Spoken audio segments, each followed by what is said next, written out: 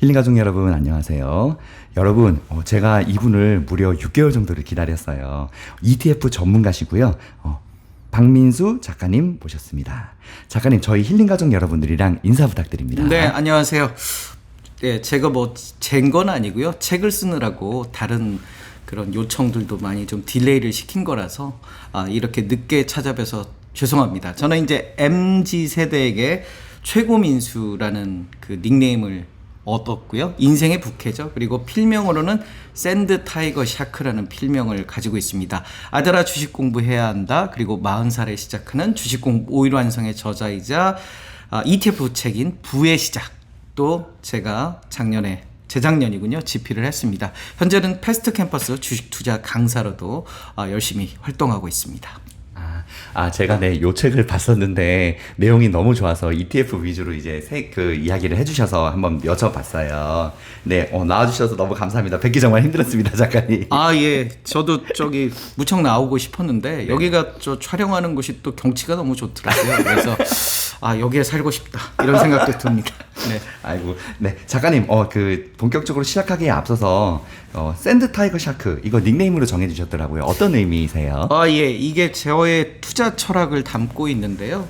한 번 먹이를 물면 절대 놓지 않는다. 상어는 이빨이 부러질 때까지 먹이를 물면 놓지 않는 습관이 있거든요. 저도 주식 투자를 하고 나서 손절매하지 않습니다. 손해가 아무리 많더라도 기다리는, 그리고 추가 매수 전략으로 매수 단가를 낮추는 거고요. 그러기 위해서는 처음부터 좋은 종목을 고르는 그런 노력들을 합니다. 그래서 한 번 먹이를 물면 단돈 1원이라도 수익 내고 나오자. 그리고 두 번째로 상어는 되게 게으릅니다. 그래서 평소에는 아주 게으르다가 먹이를 발견하면 매우 공격적인 그런 습성을 보이는데요. 저 같은 경우도 뭐 좀 평이하게 있다가 매력적인 종목이 나타나면 분석하고 바로 공격하는 그런 모습을 보이고요. 동료를 물 정도로 상어는 냉혹합니다. 주식시장은, 그리고 ETF 시장은 굉장히 좀 총칼 없는 전쟁터인데요. 남에게 양보만 해가지고는 결코 부자 되기 어렵겠죠. 마지막으로 불의가 없는 상어는 평생 헤엄치며 살거든요. 주식 투자라는 것도 고3처럼 노력하고 공부하고 연습해야만 부자로 될 수 있기 때문에요. 단번에 벼락부자 되기는 굉장히 어렵습니다. 노력이 수반되고 열심히 한 결과로 스텝 바이 스텝 우리가 계단식으로 부가 늘어나는 거지, 우리가 요행수로 텐버거가 될 수는 없다라고 강조를 드리고 싶습니다. 이 샌드 타이거 샤크라는 그 지으신 닉네임에 투자 철학이 담겨 있었네요. 그렇죠. 아무래도 네네. 이제 제가 투자를 한 지 한 20년 정도 됐거든요. 제가 증권 유관기관에 24년째 근무를 하고 있고요.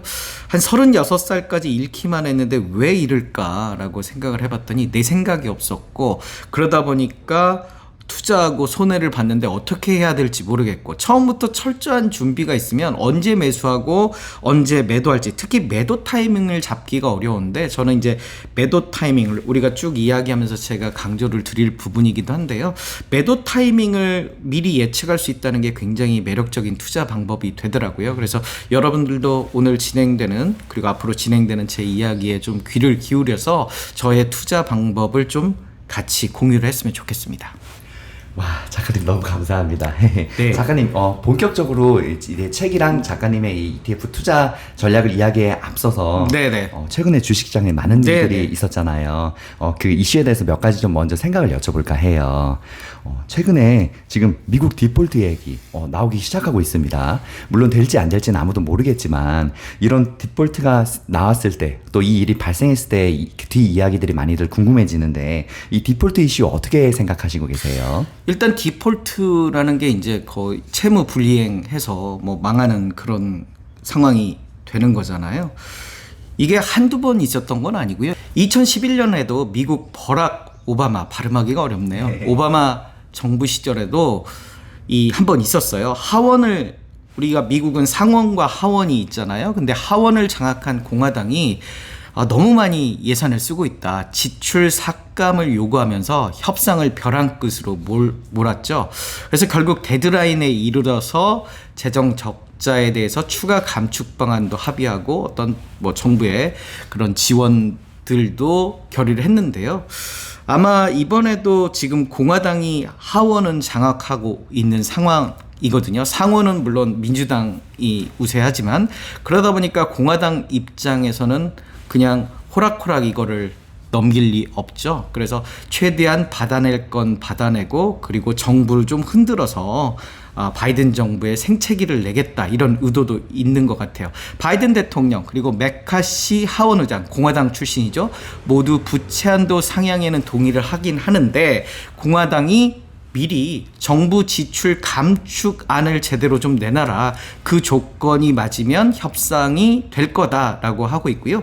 제니 델런 미 재무부 장관은 6월 1일이 넘어가면 우리가 파산할 거다. 그날까지는 좀 합의를 해달라 이런 상황이죠. 그러면 2011년으로 돌아가서 생각해보면 결국 합의를 했는데 그 좀 여파가 있었어요. S&P 같은 경우 우리가 신용평가 회사잖아요.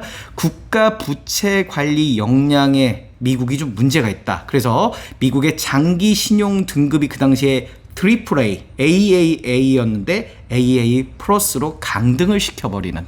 그래서 디폴트까지는 가지 않았지만 이 신용 등급 강등으로 인해서 전 세계 주식시장이 한번 출렁거린 적이 있거든요. 우리나라도 그때 한번 시장이 급락해서 서킷 브레이커, 시장을 너무 급락해서 일시에 정지시키는 그런 상황까지 갔는데요. 결국 이제 정략적 해결 과정에서 얼마나 생채기를 낼 건가, 그거에 따라서 어떤 신용등급이라든지 그다음에 미국의 환율이라든지 이런 부분들이 좀 영향을 받을 수도 있지만 다만 이제 디폴트까지는 가진 않을 것이다. 그래서 좀 협상 과정을 좀 지켜봐야 되는, 그런데 공화당이 좀 데드라인까지는 아직 좀 남았잖아요. 우리가 촬영하는 이 시점 기준으로 한 10여일 넘게 남았기 때문에 아마 호락호락하게 하지는 않을 것이다. 다만 디폴트까지는 가지 않을 것이다. 이렇게 예상을 합니다.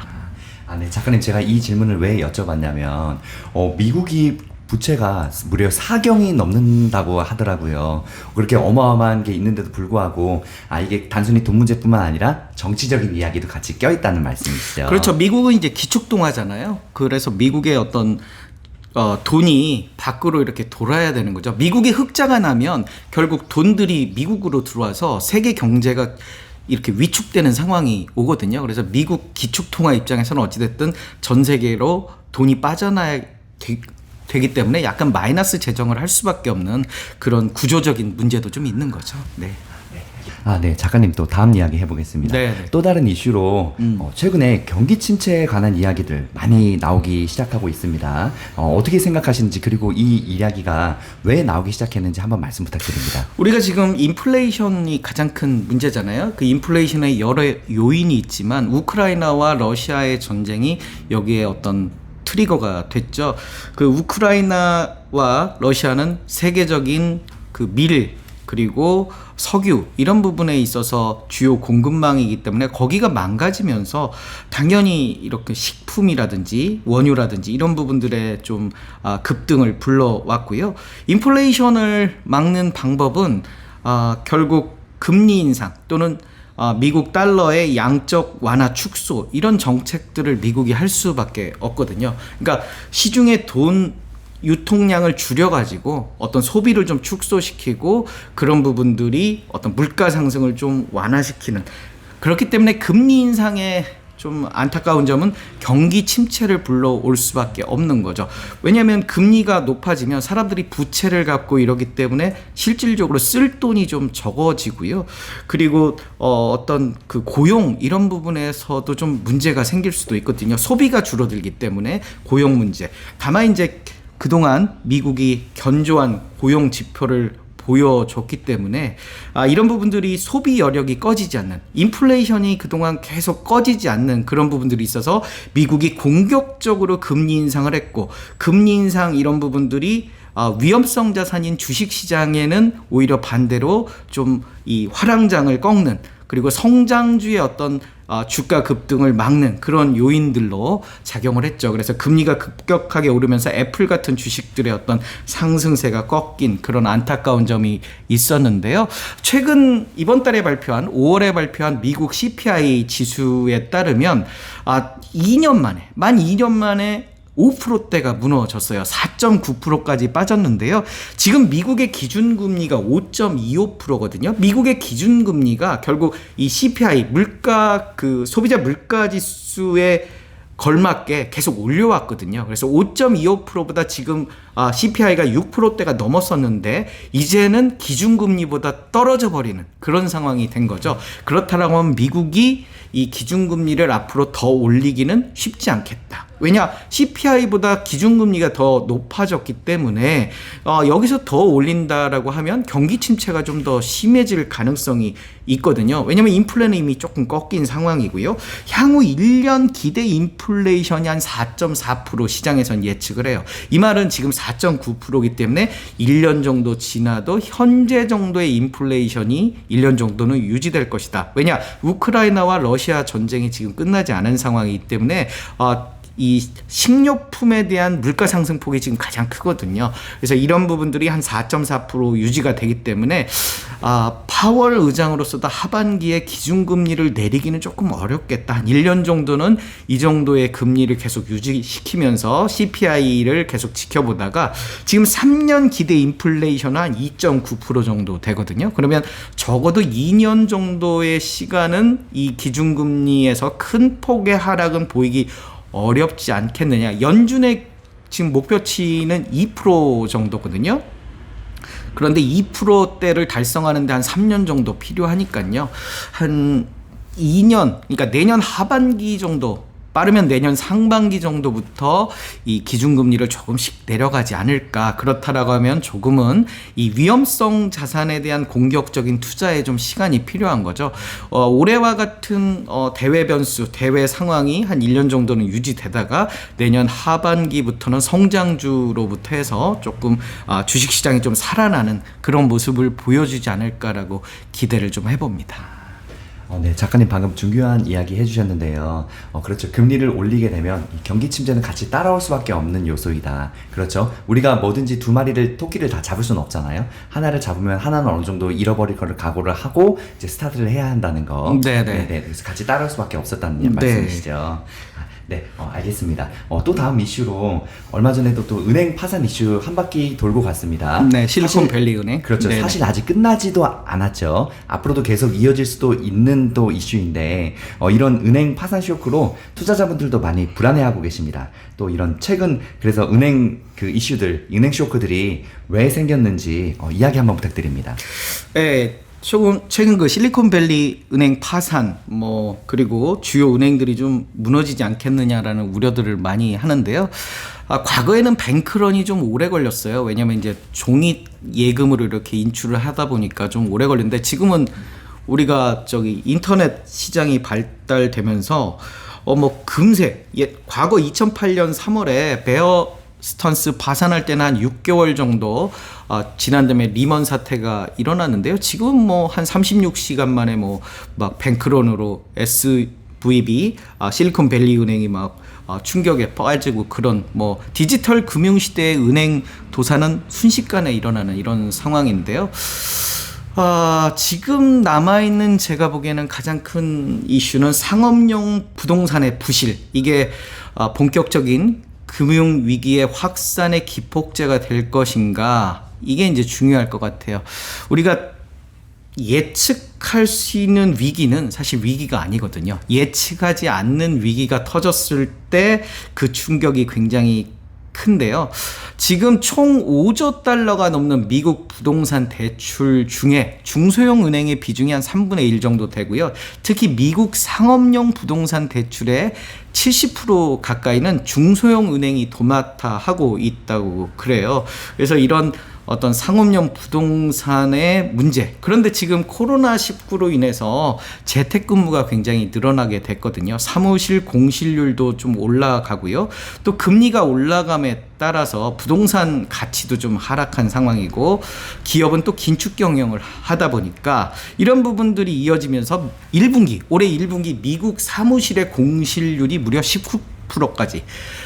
그러니까 5개 중에 하나는 공실이라는 상황인 거죠. 이 부동산이 무너져 버리면 대출해준 은행까지 위험해질 수 있다라고 보는 거죠. 그래서 약간 그런 부분들이 좀 위태한데요. 여기에서 이제 금리를 이제 하반기부터 또는 내년부터 조금씩 내려간다면 그 1년을 미국의 상업용 부동산이 버틸 수 있느냐, 이게 가장 키워드인 것 같고요. 지금은 어찌됐든 조금씩 이 버텨내는 한 1년 정도만 버티면 되기 때문에 그 사이 좀 리스크를 좀 감당할 수 있느냐. 그런데 이게 무너질 거냐, 이 부분들은 사실 우리가 지금 예측하기는 좀 어려운 부분들이 있거든요. 결국 미국의 어떤 공실률이 더 늘어나서, 그리고 부동산 가격의 어떤 거품이 꺼지면 그 다음부터인데 아직까지는 좀 버텨주고 있는 그런 상황이기 때문에 좀 더 지켜봐야 되지 않겠느냐. 하지만 좀 조심스러운 그런 부분들 아직 조금 남아있다, 이렇게 볼 수 있겠네요.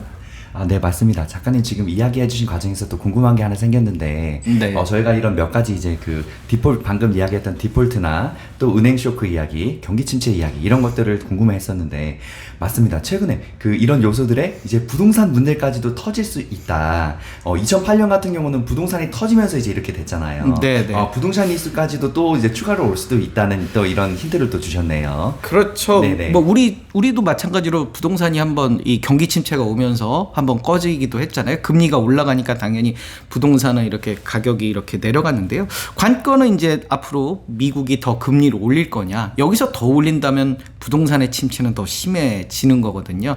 그래서 경기 침체가 오기 직전까지 인플레이션을 잡기 위해서는 원래 그렇게 금리를 공격적으로 올릴 수밖에 없는 상황이고요. 지금 이제 인플레이션이 일단 잡힌 상황이니까 어느 정도 4%대로 내려왔으니까요. 여기서 금리만 좀 멈춰준다면, 인상만 좀 멈춰준다면 그럭저럭 한 1년은 버틸 수 있지 않을까. 그래서 이제 내년 하반기부터 금리를 조금씩 내리기 시작한다면 이 위기는 지나갈 수 있지 않을까라는 생각이 들고요. 최근 미국의 14위 규모의 퍼스트 리퍼블릭 은행이 JP 모건 체이스로 매각이 됐잖아요. 만약에 퍼스트 리퍼블릭 은행이 JP 모건 체이스로 매각이 안 됐으면 또 이게 부메랑처럼 좀 위기가 지속될 수 있었는데요. 미국 정부가 급격하게 이렇게 적극적으로 이 매각에 나선 이유는 지방 은행발 위기가 확산될 수 있다. 미국에 가보면 우리나라처럼 이렇게 대형 시중은행도 있지만 아주 중소의 그 조그만 동네 은행들이 우후죽순처럼 되게 많거든요. 그래서 이런 지방 은행들이 하나 둘씩 쓰러지기 시작하면 걷잡을 수 없는, 이미 기준금리는 5%대로 올려버렸기 때문에요. 그래서 찰리 멍거라고 버크셔 해서웨이 부회장, 미국 은행들의 대출 자산은 불경기가 와서 부동산 가격이 추락하면 취약해질 부실로 가득 차 있다라고 경고를 하기도 했는데요. 결국 우리가 이 기준금리의 인상, 이 부분이 앞으로 주식시장에 어떤 영향을 미칠 것인가. 지금 5.25%를 더 올린다라고, 한 1%만 더 올린다고 그러면 아마 이 부동산 부실이 굉장히 부각되지 않을까라는 우려가 있고요.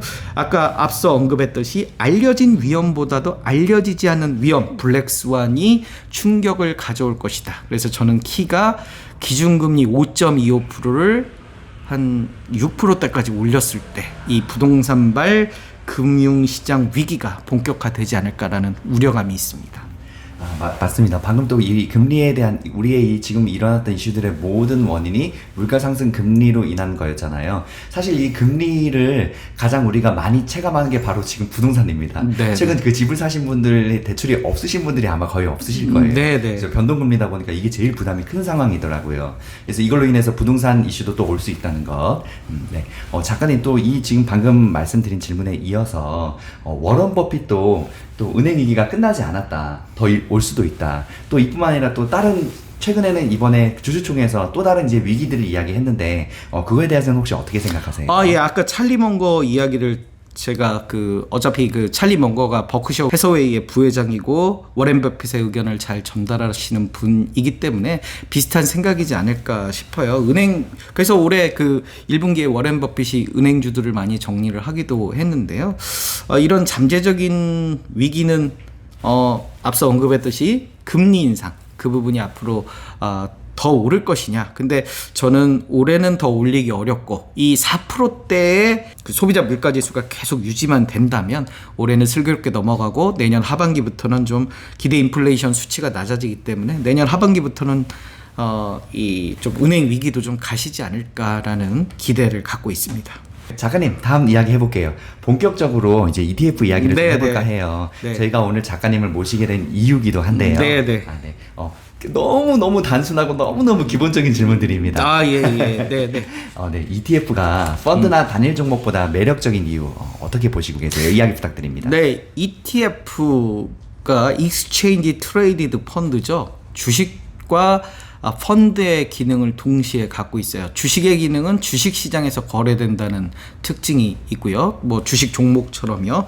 펀드의 특징은 이게 상장 폐지가 되더라도 기업 가치만큼 남아있는 잔존 가치. 최근에 그 러시아가 좀 어려워지면서 러시아 ETF가 상장 폐지되는 그런 경우들이 생겼잖아요. 그러면서 남아있는 잔존 가치만큼, 그러니까 주식이 상장 폐지되는 것보다는 조금 더 좋은 그런 상황이 되는 거고요. 그리고 펀드기 때문에 펀드는 매일매일 어떤 그 펀드의 가치를 이렇게 그 자산운용사가 평가를 하거든요. ETF도 마찬가지로 자산운용사의 상품이에요. 우리가 증권사의 상품이라고 생각을 하지만 증권사의 상품은 ETN이고요. 우리가 자산운용사의 상품은 ETF예요. ETN은 보통 한 10년 정도의 잔존기간이 있어요. 그래서 10년이 지나버리면 없어지지만 ETF 같은 경우는 순자산 총액이 50억 원 이상이면 상장 폐지하고도 거리가 멀거든요. 그래서 이 매일매일 나오는 그 순자산 가치와 현재 주가의 어떤 비교 이런 것도 할 수 있는 측면이 있기 때문에 펀드의 특징이 있다. 아무래도 ETF가 가장 매력적인 건 덜 내리고 덜 오른다라는 평균의 마법을 말씀을 드릴 수가 있겠어요. 10종목 이상으로, 주식형 같은 경우는 10종목 이상으로 구성된 펀드거든요. 그 10종목 이상의 그 비중도 각각 다른 거죠. 예를 들면 뭐 삼성전자를 담은 그런 IT ETF 같은 경우는 뭐 삼성전자의 비중이 뭐 10%다. 그러면 뭐 다른 그 종목은 뭐 5%, 3% 이렇게 구성 비중이 다르기 때문에 가령 삼성전자가 하한가를 가더라도 10% 비중만큼만, 그러니까 한 3% 정도 빠지는 거죠. 삼성전자의 비중만큼만. 삼성전자는 30%가 빠졌지만 ETF는 삼성전자의 비중인 3%만큼만 빠지는 그런 적용을 받기 때문에 덜 내리고, 대신 이제 공격적으로 막 주가가 오를 때는 약간 덜 오른다라는 그런 점도 있다. 아까 말씀드렸듯이 순자산 총액이 50억 원 이상이면 상장 폐지에도 자유롭기 때문에 개별 종목, 개별 바이오 종목을 투자를 해서 상장 폐지되면, 최근에 뭐 셀리버리 사태와 같은 상장 폐지 우려감을 가질 수 있는 경우에는 바이오 ETF를 사면 그 비중만큼만 좀 망가지는 거거든요. 그렇기 때문에 어떤 상장 폐지에서도 좀 자유롭지 않겠느냐. 그래서 개별 기업에 대한 투자가 부담스러우실 때는 어떤 ETF로 좀 해서 투자 리스크를 좀 줄이는 방법도 있고요. 최근 들어서는 연금 계좌, 퇴직연금이나 개인연금 계좌에서도 ETF 투자가 허용이 됐거든요. 리츠도 뭐 허용이 됐습니다만, 그래서 이런 부분에 있어서 연금 계좌의 수익률을 좀 올리기 위해서도 ETF 중심으로 투자를 하면 어떨까. 제가 주식 투자를 한 20여 년 해보면서 가장 큰 리스크는 주가 희석 효과예요. 그러니까 주식수가 늘어나는 거거든요. 우리가 시가총액이라는 게 있어요. 주식수 곱하기 주가인데요. 우리가 삼성전자를 6만 전자 하는데 실질적으로 삼성전자의 가치는 시가총액으로 우리가 이야기를 하거든요. 뭐 390조 정도 되나요? 그런 시가총액이 얼마냐? 우리가 아파트를 얘기할 때도 뭐 평당 3천만 원 이렇게 잘 얘기 안 하잖아요. 뭐 10억 원 주고 샀어 라고 얘기를 하죠. 그 10억 원에는 뭐 평당 3천만 원 30몇 평, 이렇게 33평 이러면 10억이 되는 거잖아요. 주식도 마찬가지로 주식수와 주가를 곱한 그 10억 원, 매매가 10억 원의 개념이 시가총액이고요. 그래서 주식수와 주가, 예를 들면 주가 10,000원, 주식수 10주면 시가총액은 10만 원이에요. 그런데 주식수가 10주에서 20주가 되면 주가는 5,000원이 돼야 된다는 거죠.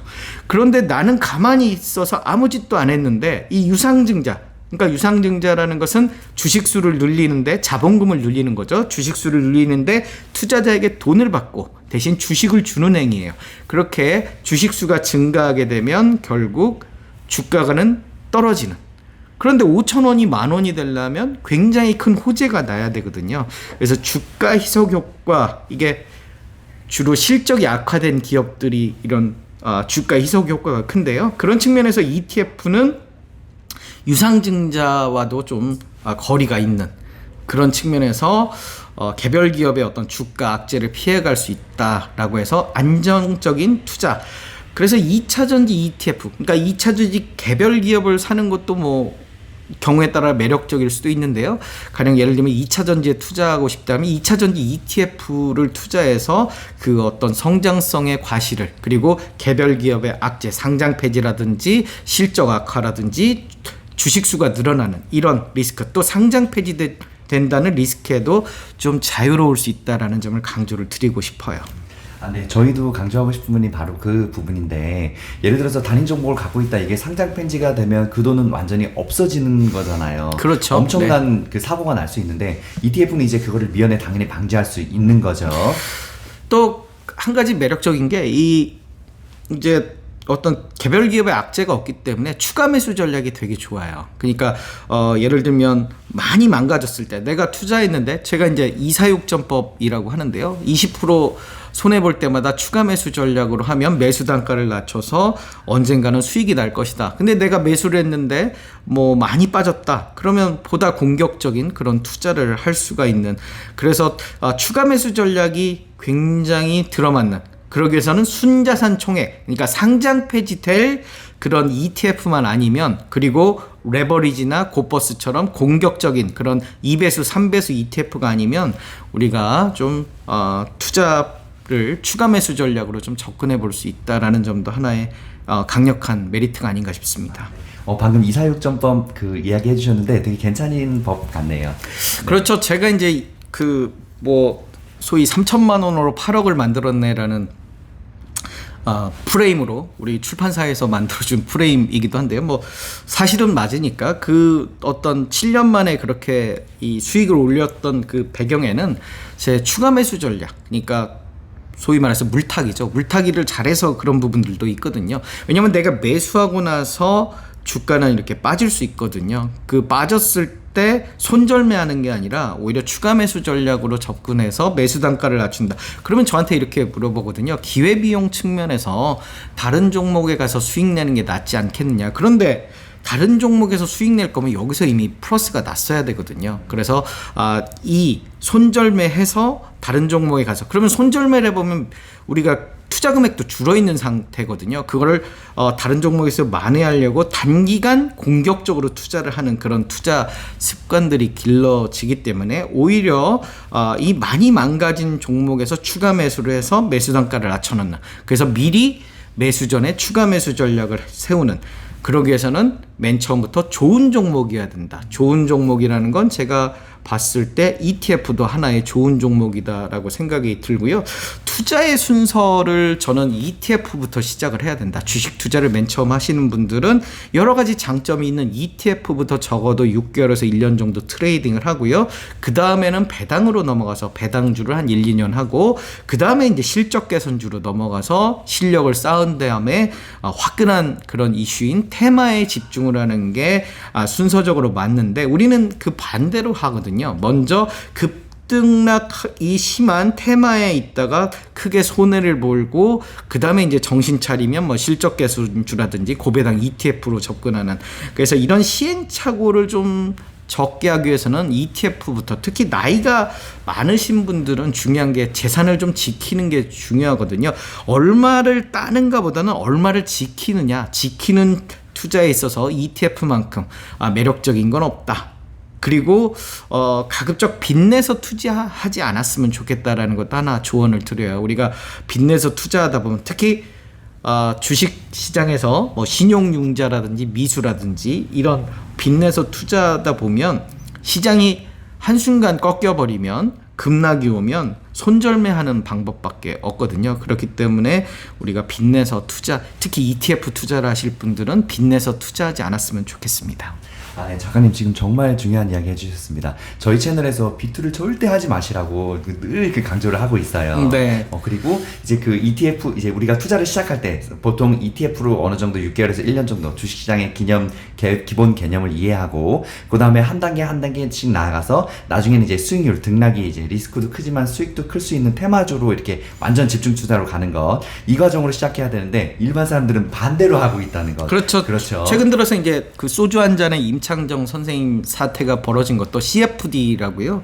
이 CFD는 원래 10배 레버리지였어요. 그래서 예를 들면 10,000원으로 10만 원어치를 살 수 있는 그런 레버리지가 이제 너무 크다. 그래서 이제 2.5배, 40% 정도의 돈을 가지고 100%를 살 수 있는, 그러니까 4만 원으로 10만 원어치를 살 수 있는 그런 레버리지인데요. 그 레버리지를 일으키면서 투자하다가 한꺼번에 이제 이 매도를 하면서 삼천리 같은 경우는 급등을 했다가 급락을 하게 되는 거죠. 그렇기 때문에 그런 어떤 급등주를 잘못 잡아버리면 우리가 이제 되돌아올 수 없는 거죠. 그런데 이제 ETF 같은 경우는 앞서 우리가 얘기했듯이 매일매일 그 자산운용사에서 그 기준 가격 NAV라고 하죠. Net Asset Value, 어떤 그 가치를 매일매일 체크를 해주기 때문에 그 가치에서 너무 이렇게 벗어나긴 좀 어려워요. 웬만한 뭐 원유라든지 이런 급등하는 어떤 원자재 이슈가 있지 않는 한 그렇게 괴리율이 클 수 없기 때문에 우리가 어떤 개별 주식 투자하는 것보다는 버블의 정도가 좀 상대적으로, 물론 뭐 구성 종목에 버블이 있을 수도 있지만 그 비중은 이제 뭐 작거나 뭐 적을 수도 있거든요. 그래서 그런 측면에서 좀 더 덜 오른다. 그래서 덜 오른다는 건 버블이 좀 적을 수도 있다는 거죠. 그런 측면에서 좀 안전한 투자, 그리고 보수적인 투자를 하시는 분들은 ETF로 좀 안정성을 높이는 것도 하나의 방법이 될 수 있는 거죠. 네, 좋은 말씀 감사합니다, 작가님. 네. 네, 작가님, 다음 질문 해보겠습니다. 와, ETF에 관한 이야기 하나 여쭤봤는데 너무 디테일하게 네네. 교과서적으로 잘 이야기해 주셨어요. 네. 다음에 또 ETF 시장이 계속 늘어나고 있는데 당연히 확장되겠죠. 어떻게들 또 어떤 ETF들이 새로 나오게 될까요? 확장될 이야기. 이제 ETF는 이게 펀드이기 때문에 펀드 상품은 계속 그 인기가 있으면 계속 늘어날 거예요. 그래서 계속 이 지수를 만드는, 기초 지수를 만드는 뭐 FN 가이드라든지 그다음에 거래소라든지 다양한 그런 지수들을 개발을 할 거고요.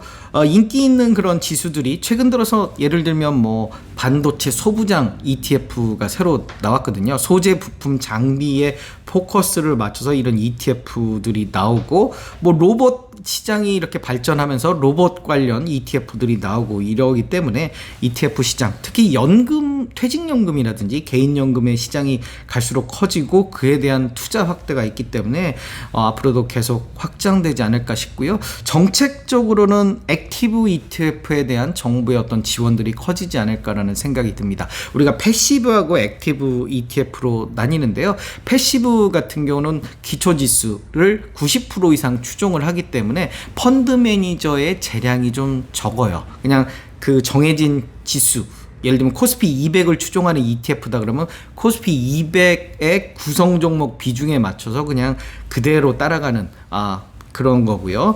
액티브 같은 경우는 여기에 이제 한 30%, 지금 한 30% 정도의 그 운용의 묘미를 주고 있는데, 이게 이제 예를 들면 뭐 70%, 80%까지 정부가 액티브의 기능을 많이 열어둔다면 되게 이제 공격적으로 각 회사마다 다양한 상품들이 나올 수 있는 거죠. 그래서 이런 액티브 시장이 좀 커지면서 뭐 기초지수보다 더한 그런 수익을 물론 덜한 수익을 낼 수도 있고요. 그러면서 다양성이 좀 더 강화되는, 다만 이제 액티브는 패시브보다 수수료가 조금 더 비쌀 수 있죠. 보다 공격적인 투자를 하고 펀드 매니저의 시간과 노력이 더 들어가기 때문에 그에 대한 이제 수고료가 조금 더 들어갈 수 있다라는 측면에서 앞으로 액티브 시장에 대한 좀 규모가 좀 더 커질 수 있다라고 말씀을 드릴 수가 있어요. 네. 좋은 설명 감사합니다. ETF에 패시브와 액티브가 있죠. 그거에 대한 개념 이야기해 주셨네요. 그렇죠. 액티브 ETF 같은 경우는 이름에 액티브라고 또 들어가잖아요. 네, 그래서 그런 ETF들의 성과도 한번 같이 체크해 볼 필요가 있을 것 같아요. 네. 네, 알겠습니다. 작가님 다음 이야기 해볼게요. ETF가 당연히 장점도 있지만 모든 투자에는 단점도 존재합니다.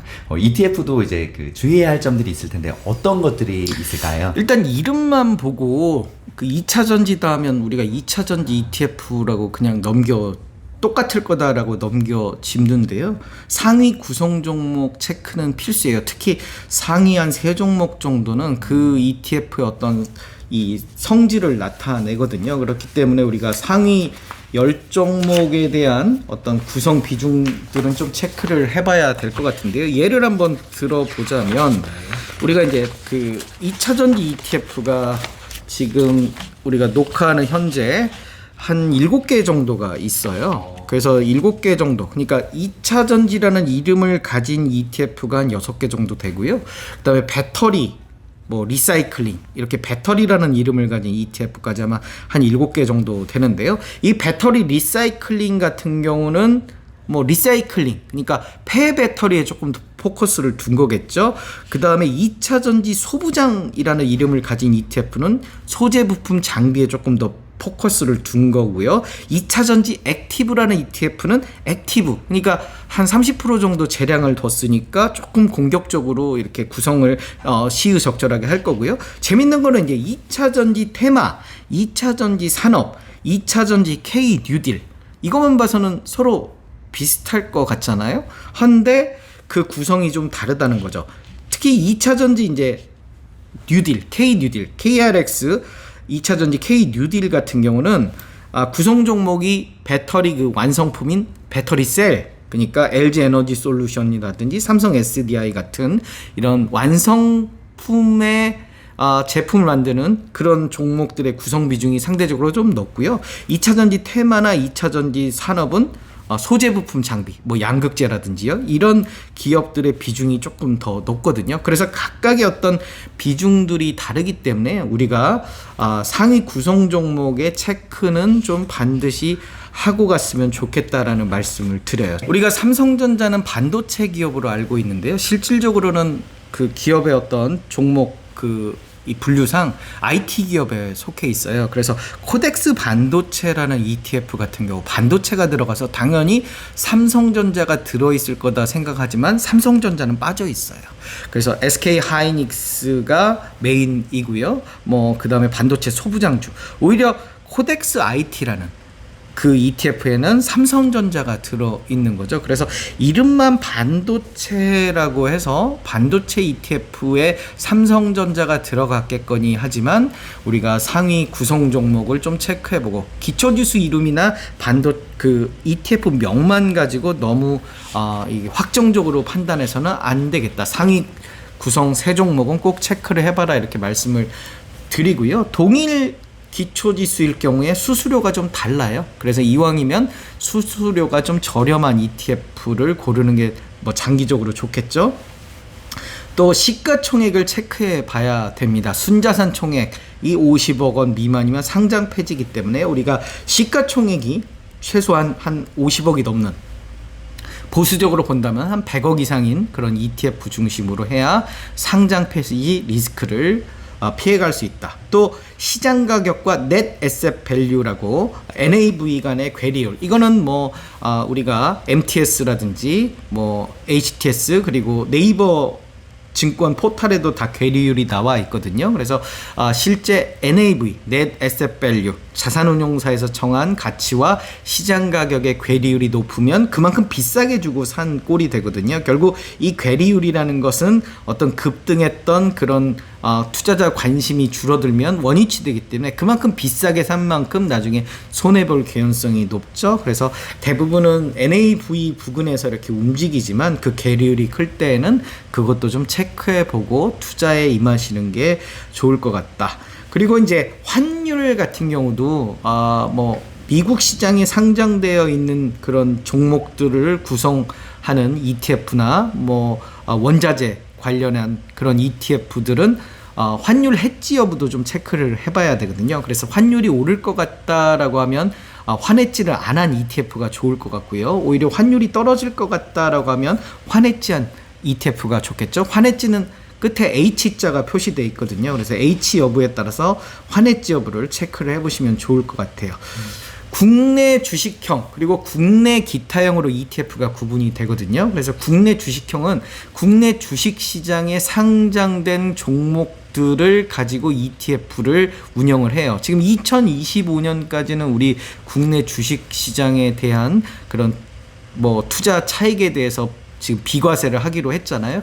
그거와 똑같이 ETF도 2025년까지는 일단 비과세 적용을 받거든요. 그래서 국내 주식형 ETF는 비과세인데 문제는 국내 기타형이에요. 국내 기타형이라는 것은 채권이라든지 기초지수가 미국 시장에 상장된 뭐 나스닥이라든지 S&P라든지 이런 종목들 아니면 원자재, 뭐 농산물이라든지 원유라든지 이런 경우에는 국내 기타형. 그러니까 국내 주식시장에서 거래되지 않는 그런 종목들을 할 경우에 국내 기타형이고요. 이 경우에는 매매 차익에 대해서 배당소득세를 내게 되어 있어요. 배당소득세는 이자 그리고 금융 차익이 2천만 원까지는 15.4%, 그 이상은 나의 다른 소득과 합산해서 종합 과세를 하는 거죠. 그렇다면 내 소득이 굉장히 크면 뭐 많이 벌었어도 한 40~50%를 세금으로 낼 수도 있기 때문에 좀 스마트한 그런 생각을 할 필요가 있어요. 연금 계좌에서는 국내 기타형 중심으로 운영을 하면 이 연금 계좌는 이 세율이 뭐 3.3에서 5.5까지 이렇게 세율이 좀 낮거든요. 물론 55세 이후에 연금을 정기적으로 받을 때 그만큼 세율을 낮게 하게 되는데요.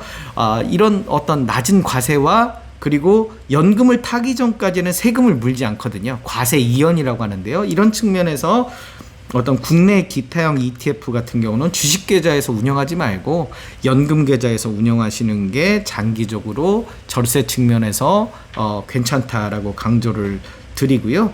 우리가 두 배수, 그러니까 레버리지는 1% 올랐을 때 2% 수익이 나는 거고요. 곧버스, 인버스 EX라고 하죠. 그거는 1% 내렸을 때 2% 오르는 거죠.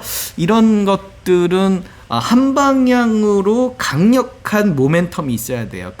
왔다 갔다 횡보를 하면 하루의 변동폭의 2배를 왔다 갔다 이렇게 표시를 하기 때문에 왔다 갔다 횡보를 할 때는 나중에 원위치 돼도 손해를 보게 되는 그럴 개연성. 왜냐면 올라갈 때는 이렇게 올라가지만 떨어질 땐 또 많이 떨어지고요. 많이 떨어진 상태에서 다시 올라가 봐야 원위치 되기 좀 어려운 그런 부분들이 있기 때문에 장기 투자에 있어서는 한 방향으로 크게 오를 것 같다라고 하지 않고 그냥 횡보할 것 같다라고 하면 이 2배수의 투자 상품들, 요즘 뭐 미국은 뭐 4배수까지 뭐 하는 상품들이 나와 있는데요. 이런 것들은 횡보장에서는 별로 먹을 게 없다라는 측면에서 한 방향 확 오르든지 확 내리든지 그거에 포커스를 두고 투자를 하는 게, 그리고 초보 투자자라면 이런 레버리지나 곧버스는 좀 상당히 주의해야 될 필요가 있다, 이렇게 강조를 드리고 싶어요. 네. 지금 ETF 주의할 점을 너무 많이 이야기해 주셨어요. 먼저 이름만 보고 투자하는 거 정말 안 좋죠. 우리가 그 종목에 대해서 공부를 하고 파악을 하고 준비를 한 다음에 이제 매수를 시작해야 되는데 이름만 보고 하는 경우가 너무너무도 많다는 것. 그리고 구성 종목을 보는데 상위 3종목 정도는 최소한 체크를 해라. 그래야 이 어떤 종목인지 전반적으로 우리가 파악을 할 수 있겠죠. 그리고 또 다른 얘기, 또 수수료 이야기도 해주셨고, 또 ETF 자체의 시가총액에 대한 이야기도 해주셨고, 또 기초 자산을 얼마나 잘 따라갈 수 있는지 계류율을 체크하라는 것, 네, 이런 것들도 이야기해 주셨고요. 네, 그리고 환율 문제 맞습니다. 환율이 이제 묶어갈 거냐, 했지, 아니면 그냥 환율을 같이 투자를 할 거냐, 그런 이야기. 그리고 연금 계좌를 통한 세금 절세 이야기. 좋은 이야기 너무 많이 해주셨네요. 예를 들면 이제 우리가 일본 리츠 ETF 같은 경우 일본 부동산에 투자하는 그런 상품인데요. 우리가 이제 환율 엔화가 상당히 좀 이 낮은 상황들이 계속 유지가 됐잖아요. 일본이 이제 이 환율 측면에서 그렇게 유지를 했는데, 그래서 일본 리츠가 굉장히 환율 수혜를 보는 거 아니냐, 이렇게 또 생각하시는 분들이 계셨을 수도 있는데 뒤에 H자가 붙어 있다는 거죠. 그래서 환해지가 됐기 때문에 엔화의 어떤 그런 환율적인 측면을 수혜를 또 못 보는 그런 상황들도 벌어질 수 있거든요. 그렇기 때문에 환율을 고려하시면 뒤에 H가 있는지 여부를 좀 체크해 볼 필요가 있는 거죠. 네, 좋습니다. 다음 질문 또 해볼게요. 네. 작가님. 한국 ETF 시장과 미국 ETF 시장 당연히 다르겠죠?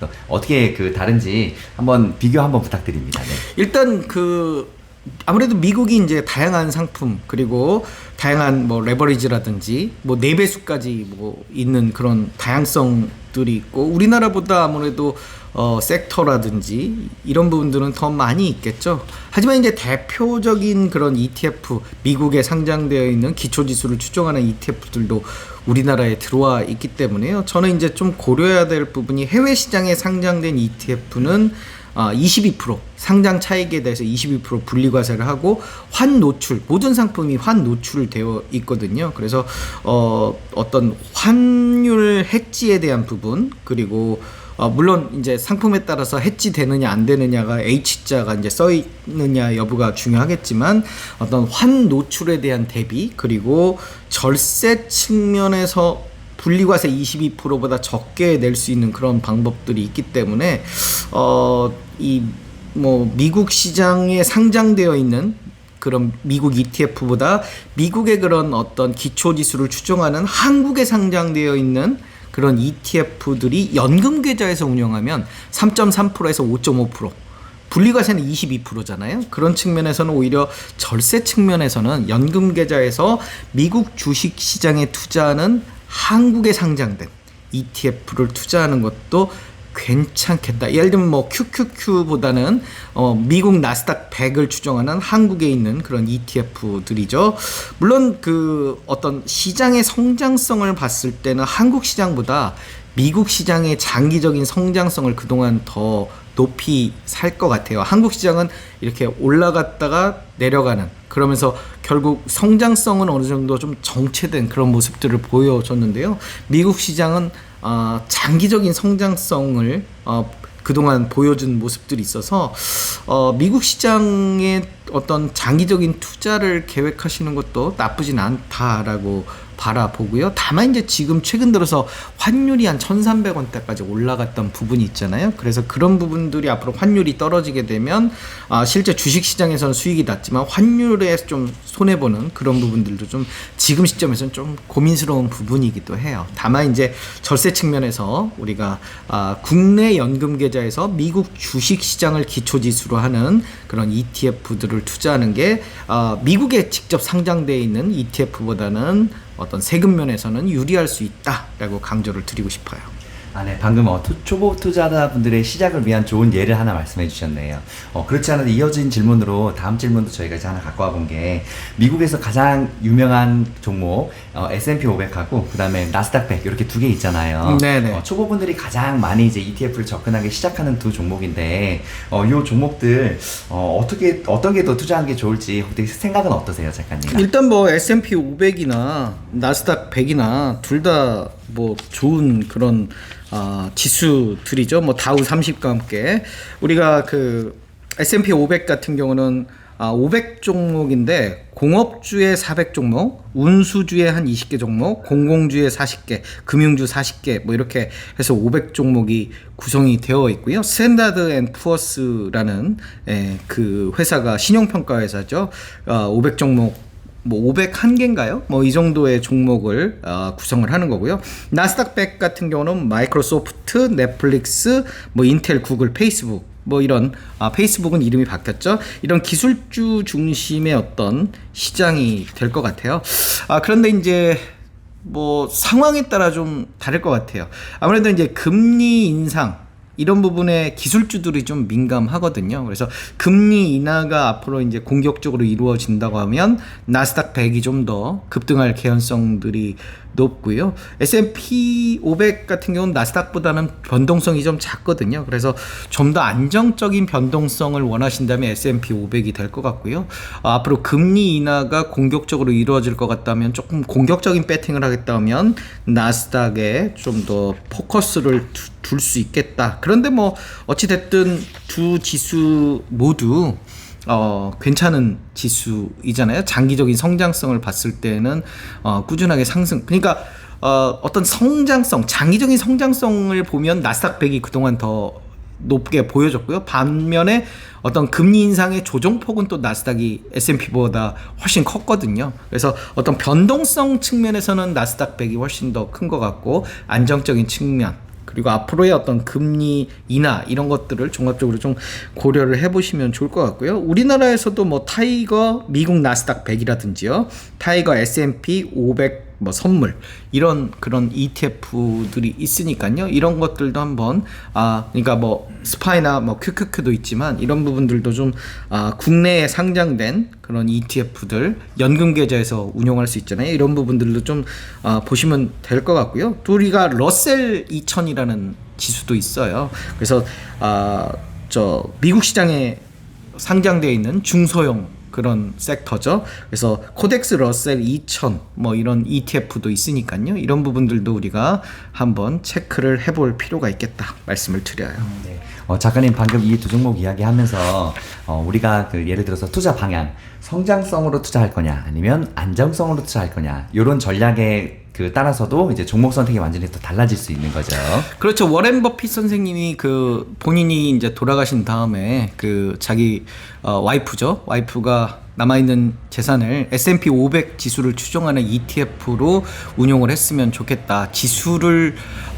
지수와 그다음에 개별 펀드 매니저와 어떤 경쟁을 해봤잖아요. 그래서 과거에 워렌 버핏 선생님이 지수가 이길 것이다. 그래서 그런 개별 펀드 매니저의 어떤 펀드 운용 결과와 S&P 500 지수의 어떤 결과를 비교했는데 S&P 500 지수가 결국 이겼거든요. 그래서 이런 액티브보다 패시브한 이런 지수를 따라가는 게 나쁘지 않겠다라고, 그 근간에는 어떤 S&P 500의 안정성 이런 부분들을 워렌 버핏 선생님이 높이 평가하신 게 아닌가 싶습니다.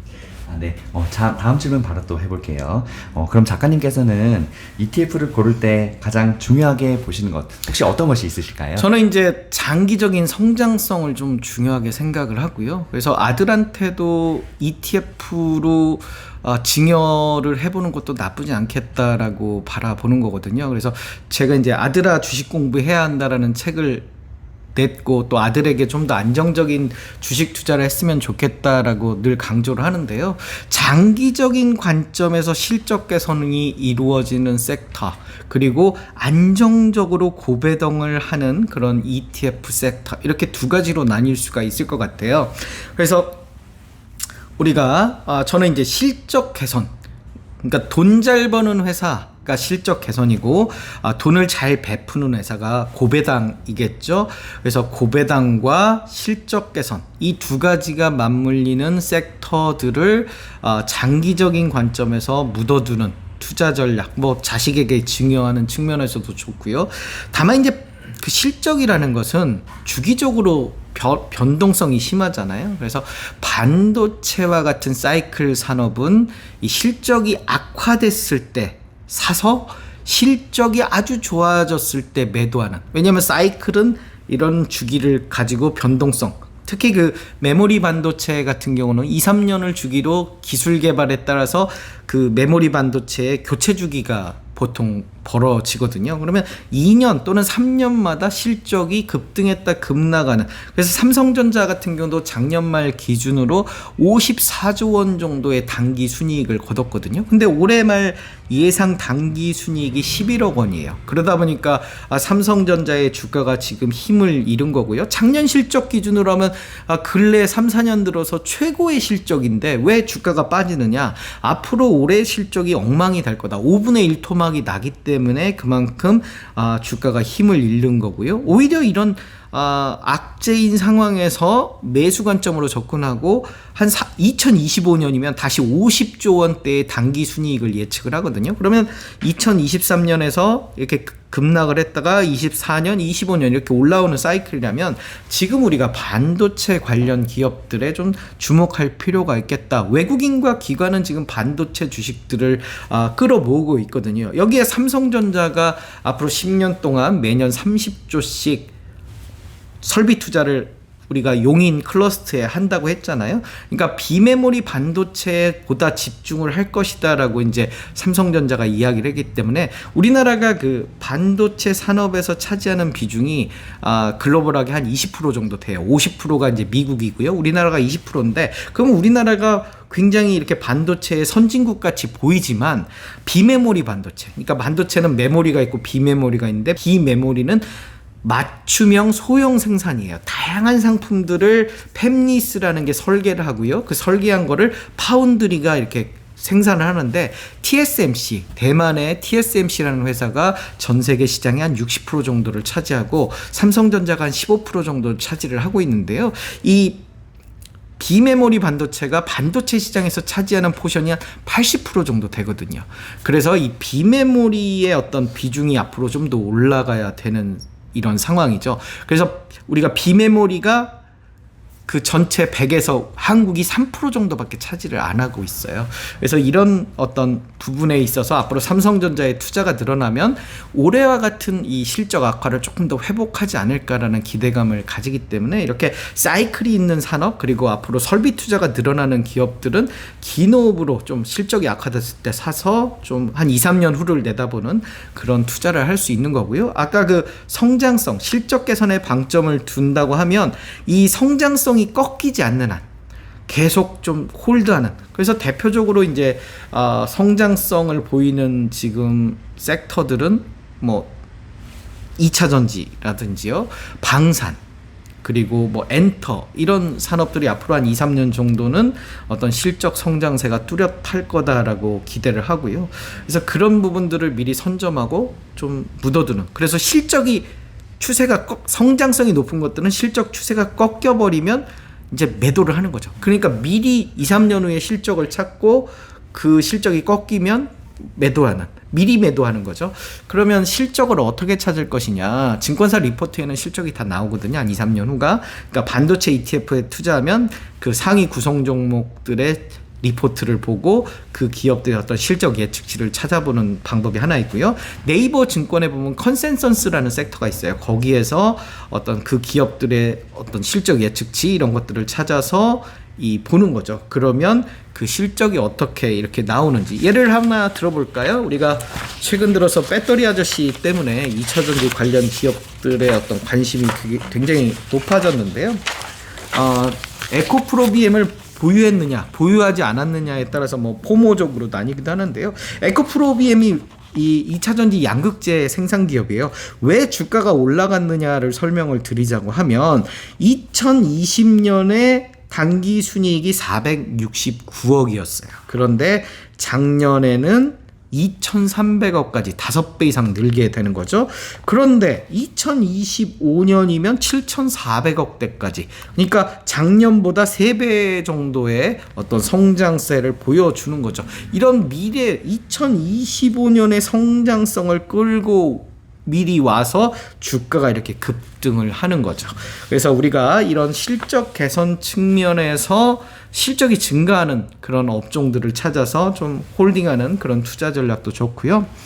고배당 측면에서 대표적인 게 리츠나 부동산 인프라 펀드, 맥쿼리 인프라 같은 것들을 가진 그런 ETF들의 어떤 배당 측면, 우리가 ETF 체크라는 사이트가 있어요. 거기에 보면 배당 수익률을 우리가 체크를 할 수 있거든요. 배당 수익률이라는 것은 배당금을 현재 주가로 나눠줘요. 배당금이 1,000원이고 현재 주가가 10,000원이면 배당 수익률은 10%, 저축은행 이자율의 3배 정도 되잖아요. 그래서 한 10% 정도 배당 수익률이면 굉장히 매력적인데, 최근 들어서 우리가 주가가 많이 조정을 보이면서 증권이라든지 은행 관련 ETF들의 배당 수익률도 굉장히 지금 높아지고 있어요. 개별 종목으로 보더라도 증권주의 대표적인 종목 중에 하나는 대신증권이라든지 대신증권 우선주의 배당 수익률이 거의 10% 가까이 되고 있거든요. 또 지방은행인 JB금융지주의 어떤 시가 배당률도 10% 정도 되고 있어요.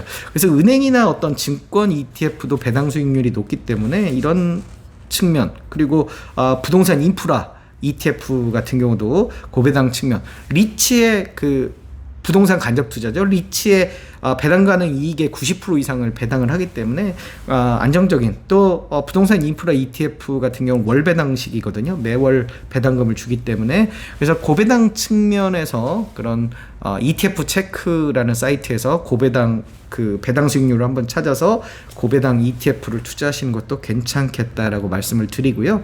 우리가 서킷 브레이커라고 주식시장이 8% 이상, 지수가 8% 이상 급락을 하면 잠깐 주식시장을 멈추는데요. 서킷 브레이커가 코로나19에도 한 2번 정도 있었고요.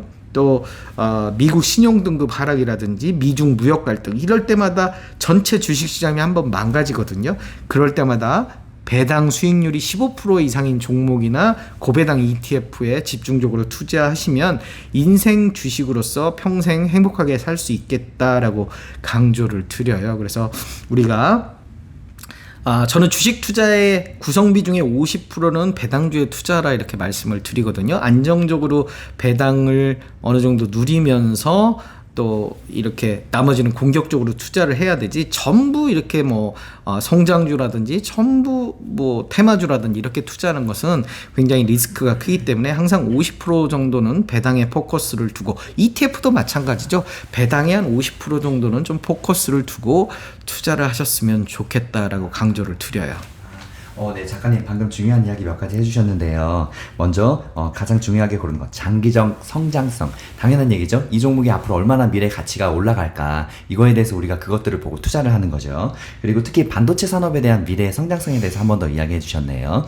그리고 또 하나, 배당을 50% 이상 갖고 가는 것도 생각해 보아라. 왜냐면 이 성장성이, 주식이라는 게 미래는 아무도 알 수 없으니까 그런 것들을 생각하면 배당주 투자도 나쁘지 않다는 이야기. 그렇죠. 우리가 이제 바꿔서 생각해 보면 10%씩 배당을 매년 받는다고 하면 10년만 보유하면 투자 원금을 찾거든요. 그렇기 때문에 뭐 주식이 뭐 30% 망가졌어도 배당 수익률에서 10%씩 가져가면, 또 배당주의 장점이 뭐냐면 뒤에서 또 설명할 기회가 있을지 모르겠는데요.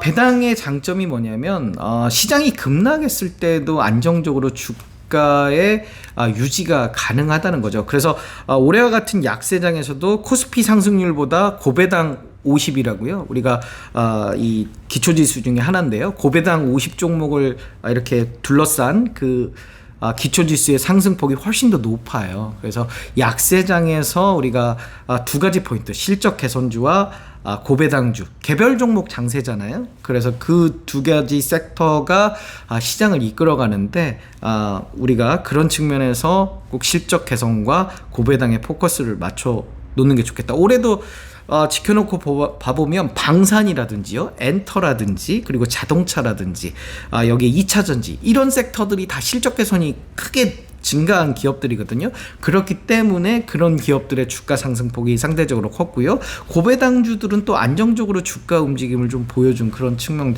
오히려 주가가 내릴수록 배당 수익률은 올라간다. 그러니까 배당금을 현재 주가로 나누는데 현재 주가가 떨어지면서 배당 수익률은 올라가기 때문에 배당을 더 받는다라는 측면에서 기관과 외국인이 가만히 있지 않거든요. 그런 측면에서 안정적인 그런 매수세들이 받쳐주기 때문에 고배당주로 50% 이상 담는 게 초보 투자자나 그 다음에 안정적인 수익률을 원하시는 분들은 가장 매력적인 섹터다, 이렇게 강조를 드리고 싶네요.